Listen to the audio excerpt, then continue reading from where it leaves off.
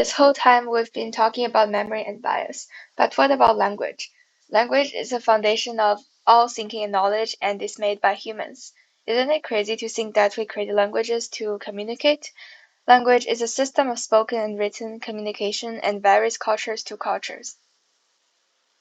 So here are the components of language. The first one we have syntax, which refers to the ordering of words when making a sentence. Every language has their own way of ordering words into a sentence. For example, in English, we say my mom's house or my sister's pencil, but in Spanish or other Romance languages, they say the house of my mom or the pencil of my sister. Use the proper tense is also an example of syntax. And then we have grammar, which refers to the rules of a language and how words should be combined to communicate meaning. Semantics refers to the study of understanding the meanings of words and word combinations. Lexicon is a general store of vocabulary for people. For example, every occupation has lexicon specific to the field. A chef has a different lexicon than a surgeon. Phonemes, like phonics, are the basic sound units of language. The word chat has three phonemes: chat, C-H-A and T, and morphemes are the smallest meaningful units of speech. Remember, morphemes equals meaning. It may be part of a word, like a prefix or suffix, but it could be a full word as well. Most morphemes combine 2 to 3 phonemes. Language acquisition. So we have language acquisition device LAD first, which states that humans are born with the capacity to acquire and produce language. It states that we are all born with an understanding of language. LAD is used to explain how children can learn languages so well. Children understand that sentences should have a structure before they are able to speak in full sentences. Noam Chomsky says that childhood is a critical period for language development, and without exposure, it's impossible to learn a language. Babbling stage is like an early stage of speech that occurs around the age of 3 to 4 months when children produce spontaneous meaningless sounds, such as echo.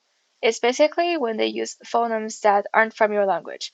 At about 10 months old, babbling begins to resemble household language. At about 12 months old, the children will begin to speak in one-word statements that communicate meaning.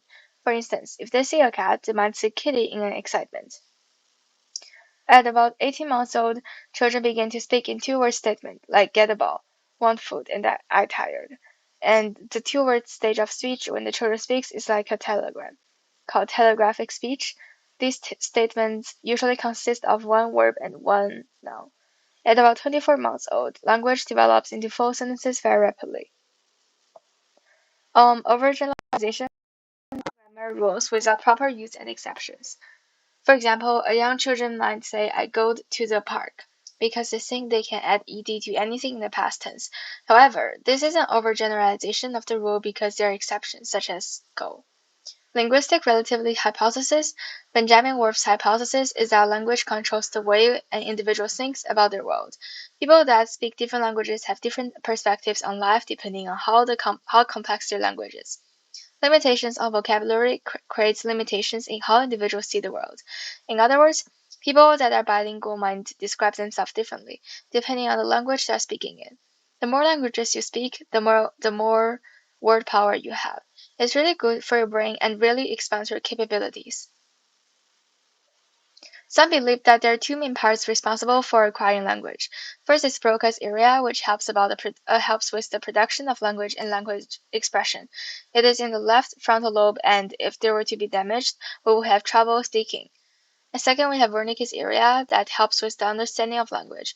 It's located in the left temporal lobe, and if they were to be damaged, we would have trouble understanding.